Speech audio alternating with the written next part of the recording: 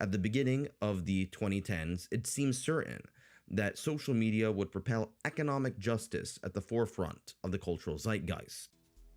Back in the US, the 2008 Wall Street crash occurred in the fall of that year, in part due to lax banking regulations and a revolving door between the megabanks and the government.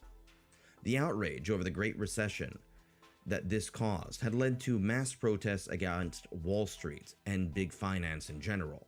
By 2011, the Wall Street bailout, alongside economic inequality and a lack of concrete action by Congress, many of whom had received campaign contributions from powerful financial institutions, had led many young millennials who suffered the brunt of the Great Recession onto the streets to protest. Occupy Wall Street dominated new media, with massive groups on Facebook, countless tweets, and YouTube news coverage by left-leaning alternative media accounts such as the Young Turks and Democracy Now! Meanwhile, mainstream media ignored them at first.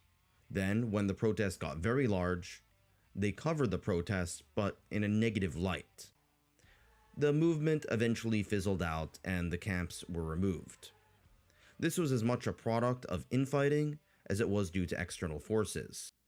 At the beginning of the 2010s, it seemed certain that social media would propel economic justice at the forefront of the cultural zeitgeist. Lo and behold, it would not be economic grievances that would dominate the 2010s, but identity politics centered around race, gender, and sexuality.